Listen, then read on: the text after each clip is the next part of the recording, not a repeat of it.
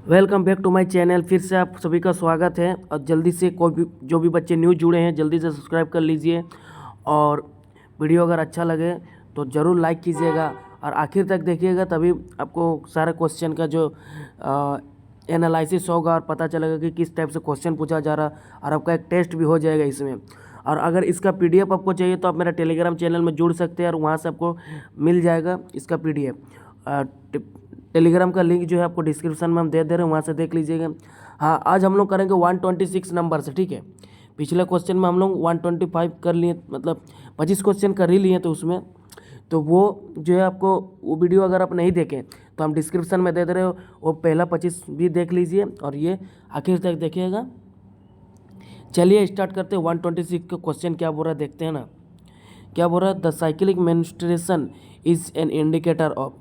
देखिए, साइक्लिक मतलब समझ रहे, चक्रीय।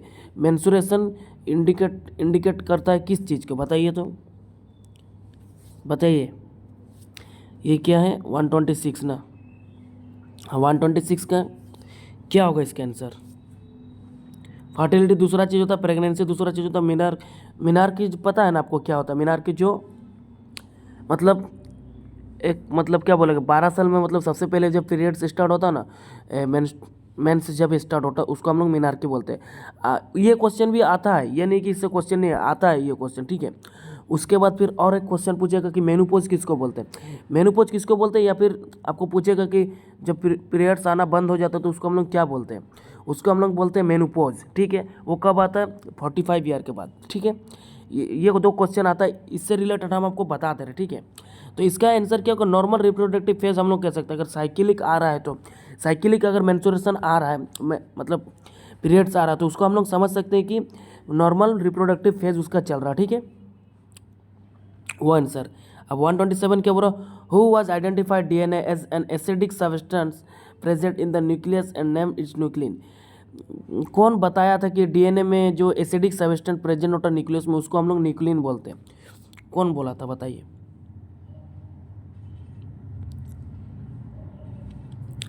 बताइए, क्वेश्चन देख लीजिए अगर कोई भी बच्चे क्वेश्चन नहीं देखे हैं तो। फ्रेडरिक मेशियर बोला था, ठीक है, ये बोला था। उसके बाद 128 के देखा था, process of कॉपिंग genetic information from one strand of DNA into RNA is called. क्या होगा इसका आंसर, बताइए। पता चल रहा है कुछ? The process of कॉपिंग genetic information from one strand DNA का, वन स्ट्रैंड सिंगल स्ट्रैंड, ठीक है, DNA into RNA, DNA into RNA का हम लोग क्या बोलते हैं, बताइए। वो पूरा जो रहता है उसको सेंट्रल डॉग्मा बोलते हैं। वो भी क्वेश्चन आता, ठीक है ना। देख ले, रेप्लिकेशन किसको बोलते हैं, ट्रांसक्रिप्शन किसको बोलते हैं, ट्रांसलेशन किसको बोलते हैं, म्यूटेशन तो अलग से आ गया। तो इसका आंसर क्या होगा 128 का? कुछ पता लग रहा है आपको देख करके? नहीं लग रहा है, कोई बात नहीं, ट्रांसक्रिप्शन बोलते हैं। 129 का, what are the disease causing organism called. Disease causing organism को हम लोग क्या बोलते हैं, जो डिजीज कॉज करता है, बताइए। पैथोजन बोलते हैं, सीधा बात है, पैथोजन। उसके बाद 130 का देखिए, how do salmonella typhi pathogen, salmonella typhi क्या कॉज करता है, ठीक है, ये भी पूछता है। Typically enter the human body, कैसे आता है salmonella typhi? Salmonella typhi typhoid cause कराता है, टाइफॉइड होता है टाइफॉइड से, ठीक है। तो अब ये कैसे होता है, ये पूछ रहा है। थ्रू द रेस्पिरेटरी सिस्टम, नहीं। Through direct contact with the infected individual, नहीं। थ्रू बाइट, इंसेक्ट्स बाइट, नहीं। Through contaminated food and water, yes, ये आंसर होगा। गोलगप्पा वगैरह खाते हैं ना हम लोग, उसी के वजह से होता है ये। साल्मोनेला टाइफी कोस करा देता है, टाइफॉइड हो जाता है हम लोगों को, समझ रहे। इसीलिए गोलगप्पा खाना छोड़ दीजिए। ऐसे भी आजकल गोलगप्पा का रेट इतना बढ़ चुका है कि हम लोगों को बाइकआउट करना चाहिए यार, इतना गोलगप्पा का रेट बढ़ा दिया। 10 का सिर्फ 4 ही मिल रहा है, कहीं कहीं तो 3 मिलता है। Which component of the pollen grain is responsible for its preservation as fossils, बताइए। कौन सा पोलन ग्रेन है जो प्रिजर्वेशन के लिए यूज किया जाता है, फॉसिल प्रिजर्वेशन के लिए? सेलुलोज एंड पेक्टिन नहीं होगा, जर्नपोर नहीं होगा, sporopollenin, yes this is correct. C number answer होगा एस्प्रोफोलिनिन, ठीक है। 132 क्या हो रहा, what is the inner wall of the pollen grain called? Inner wall को क्या बोलते हैं? एक्साइन तो बाहर का पार्ट, एस्प्रोफोलिन तो दूसरा पार्ट, जर्मपुर तो अलग ही चीज होता है, इंटाइन बोलते हैं, ठीक है। अभी देखिए इंटाइन पूछा, इनर वॉल, कभी आउटर वॉल पूछ देगा तो तभी एक्साइन हो जाएगा ये वाला, ठीक है ना। ये आपको माइंड में रखना कि इस टाइप से क्वेश्चन पूछ सकता है, इसीलिए बोलते हैं कि 5 साल पहले का PYQ बनाओ, इससे आपको आइडिया हो जाएगा किस प्रकार से क्वेश्चन पूछ सकते हैं। और उसी क्वेश्चन से आप भी एक दूसरा क्वेश्चन हो, जैसे इससे हम एक क्वेश्चन दिया, इससे हम और एक क्वेश्चन बता दें कि ये क्वेश्चन आ सकता है, तो इस टाइप से खुद को एनालिसिस करना है। हाँ, और बाकी भी PYQ चाहिए तो आप मेरे चैनल में जाइए, प्ले लिस्ट में आपको मिल जाएगा। झारखंड पैरामेडिकल और BSc नर्सिंग का क्वेश्चन लगभग सेम ही आता है, सिलेबस भी सेम ही रहता है, इसीलिए इसका पैरामेडिकल का तैयारी करेंगे तो BSc निकल जाएगा, BSc का तैयारी करेंगे तो BSc नर्सिंग का और पैरामेडिकल निकलेगा, इसीलिए। हाँ, लेकिन यही क्राइटेरिया एक रहता है, BSc नर्सिंग में 45% रहता है पासिंग मार्क, जो कि पैरामेडिकल में पासिंग मार्क नहीं होता, इसलिए बेनिफिट होता है पैरामेडिकल बच्चों लोग को। देखिए 133 के बोला, व्हाट इज द व्लैगड part as the base of the pistil called? बताइए। 133 का स्टिजियम नहीं होगा, स्टाइल भी नहीं होगा, प्लासेंटा भी नहीं होगा, ओवरी होगा। 133 का D number. What are the protective involves of the ovule called? Protective involves ovule क्या बोलते हैं उसको, समझ रहे हैं? क्या बोलते हैं प्रोटेक्टिव को, बताइए। 134 का ये देखिए, न्यूक्लियस तो होगा नहीं, माइक्रोफाइल भी नहीं होगा, चिलेजिला ये सब तो अलग ही चीज़ है। इंटीगुमेंट, ये दिस इज आंसर, ये होगा इंटीगुमेंट। देखिए 135 का, which of the following is an example of A water pollinated plant? देखिए वाटर पोलिनेटेड प्लांट के मतलब पोलिनेटेड मतलब पोलिनेशन जैसे विंड से होता है, वाटर से होता है, तो ऐसा कौन सा है जो मतलब वाटर से पोलिनेट प्लांट है, ये बताते बोल रहे। ये देखिए NCERT में था भी, रोज तो होगा नहीं, सनफ्लावर नहीं होगा, टुलिप भी नहीं, ब्लेसनेरिया, ये होगा सी नंबर। NCERT में है भाई, क्लियरली है, एकदम सीधा सीधा क्वेश्चन पूछता है इजीली। 136 का क्या बोला, from which part of a फ्लाइलोफाइलम डू एडवेंटियस बर्ड एराइज? कहाँ से होता है बताइए बायोफिल्म? ये देखिए, ये जो लिप होता है ना, ये लिप से और एक लिप हो जाता है, ठीक है, यहाँ से ऐसे हो जाता है, उसका हम लोग कहाँ से होता है, तो ये लिप्स होता है बायोफिल्म, तो ये सीधा लिप्स होगा, और क्या, फ्लावर रूट ये सब होगा ही नहीं, कतई लिप्स हो गए आंसर, ठीक है। अब 137 चलते हैं, क्या बोला, what change flow the juvenile phase in animal before they are exhibit active reproductive behavior? Morphological and physiological change, yes, yeah, this is answer, ये होगा इसका आंसर, ठीक है, ये सब तो नहीं होगा। 137 का ए नंबर आंसर होगा। 138 के क्या बोल रहा, इन algae where the gamete are similar in appearance and cannot be categorized into male and female, they are क्या, they are homogamete, yes, ये आंसर होगा, ठीक है। 138 का। 139 का क्या बोल रहा, in sexually reproducing organism the male gamete is called? Male gamete को हम लोग किसको क्या बोलते हैं रिप्रोडक्टिव प्लांट में, बताइए। 1 क्या होगा आंसर, ए नंबर एंथ्रोजोइड, ये होगा आंसर, ठीक है। 140 का, in flowering plant the term staminate refer to?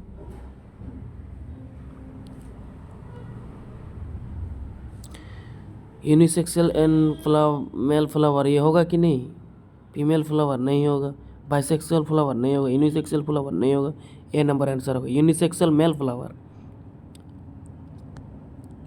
अब 141 which layer of the uterus undergo cyclical change during the menstrual cycle? बताइए कौन सा लेयर जो है चेंज हो साइकिलिक चेंज करता है मेंस्ट्रुअल साइकिल में? बताइए।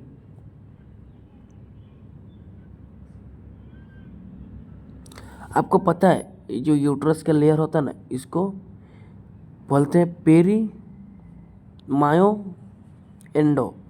तो एंडोमेट्रियम में लेयर बनता है पूरा, ठीक है, और यही बाद में मतलब ब्लीडिंग होकर के मतलब मेंस्ट्रुअल फेज में निकलता बाहर, तो ये एंडोमेट्रियम होगा, ठीक है। उसके बाद 142 में क्या बोल रहा है? What is the term use to describe the rapid secretion of LH during the mid cycle? बताइए what is the term use to describe the rapid secretion of LH during the mid cycle? Mid cycle में जो है LH का जानते हैं क्या बोल रहा है? ल्यूटिनाइजिंग हार्मोन, समझ रहे? उसको हम लोग किस टर्म से यूज करते हैं बताइए। ये होगा, ठीक है आंसर LH सर्च। उसके बाद 143 का what are some of the basic requirement that could face scarcity due to the rapid population growth? 143 का आंसर क्या होगा बताइए। Food, shelter and clothing, education and health care, transport and communication, technology and infrastructure. बताइए face scarcity of rapid growth. Answer ये होगा। एक क्या चाहिए एक इंसान को, सोच लीजिए ना, खाने के चाहिए, रहने के लिए घर चाहिए, साथ ही साथ कपड़ा होना चाहिए। ये 3 चीज़ हो गया मानव का, तो आप नॉर्मल लाइफ जी सकते हैं यार। तो यही है मेन। एजुकेशन और हेल्थ केयर तो बाद में आता है भाई, ट्रांसपोर्टेशन एंड कम्युनिकेशन बात करने के बने, ये सब बात, टेक्नोलॉजी एंड इंफ्रास्ट्रक्चर कुछ नहीं। Which natural method of contraception involve abstaining from sexual intercourse during the fertile period? Which natural method of contraception involve abstaining from the sexual intercourse during the fertile period? गर्भ निरोधक किस प्राकृतिक विधि से प्रजननशील अवधि के दौरान संभोग से दूर रहना शामिल है? बताइए नेचुरल मेथड ऑफ कॉन्ट्रासेप्टिव ये बोल रहा है।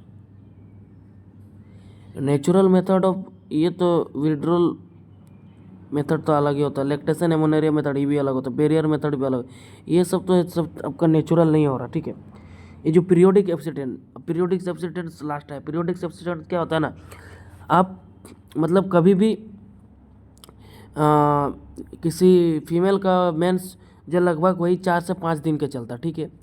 उसके बाद 5 से 14 दिन के बीच जो है हम लोगों का सेब फिश होता है, सेब एकदम सेब वाला।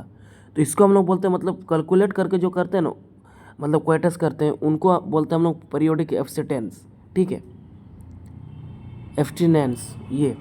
तो इसमें क्या होता है कि नहीं होता, आफ्टर 14 डेज क्या ओवुलेशन साइकिल स्टार्ट हो जाता है। उसके बाद मतलब 14 से आपका 21 डे तक मोस्टली चांस रहता है प्रेग्नेंट होने का, ठीक है। और 21 के बाद फिर वो मतलब कम चांसेस रहता है, बट वो तो भगवान ही जाने क्या होगा। ये देखिए डी नंबर आंसर हो जाएगा पीरियोडिक सब्स्टिट्यूएंट्स, ठीक है। उसके बाद जो है 145 का which of the following barrier method is inserted into the female reproductive tract to cover the cervix during the coitus? बताइए क्वेश्चन क्या बोल रहा है, ऐसा कौन सा बैरियर मेथड है और फीमेल का मतलब हाँ सर्विक्स में, सर्विक्स जो होता है ना फीमेल का, उसमें जो हम लोग कवरिंग दे देते हैं ड्यूरिंग द कोइटस, क्वार्टर्स का टाइम में हम लोग एक कवरिंग दे देते हैं, तो उसको हम लोग बोलते हैं, ये आप बैरियर जहाँ आया ना, आपको सीधा समझने की कॉन्डोम का बात कर रहा है, ठीक है।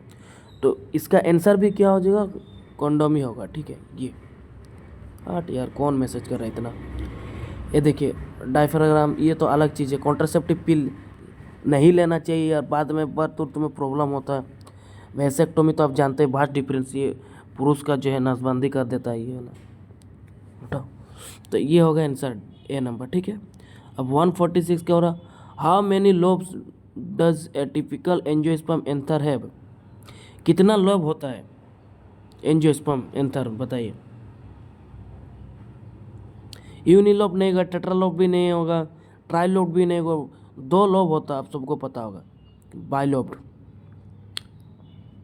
अब what are the pollen sacs packed with. Pollen sac किस चीज़ से मतलब भरा होता है। पोलन सेक सीधा बात है भाई, पोलन ग्रेन से रहेगा, यही होगा आंसर, सी नंबर।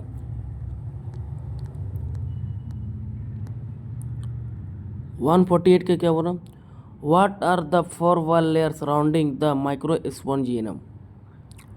4 लेयर को क्या क्या है मतलब बताइए, जो माइक्रोस्पोंजियम को मतलब कवरिंग करके रखता है, सराउंडेड रहता है। अब सभी को मालूम होगा, इपिडर्मिस होता है एक बाहर वाला, एंडोथिकियम होता है और एक मिडिल लेयर होता है और एक टेप्टम होता है। तो आंसर ए नंबर हो जाएगा। अब बचा 2 क्वेश्चन 149 का, what happen to the microspore as the anther mature and dehydrate. क्या होगा इसका आंसर 149 के। 149 का आपका हो जाएगा, they fuse together to form a pollen grain, नहीं होगा ये। They dissociate from the each other and develop into the pollen grain, yes this is answer, ये होगा इसका आंसर।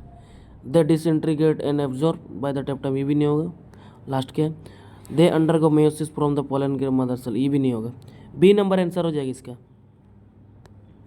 उसके बाद 150, ये लास्ट क्वेश्चन है भाई। जिन्होंने भी अभी तक वीडियो लाइक नहीं किया, फटाफट से लाइक कर दीजिए और सब्सक्राइब भी कर दीजिएगा, उससे मेरे को मोटिवेशन मिलता है, ठीक है ना। आपका 150 क्या बोला, the hard outer layer of the pollen grain is composed of.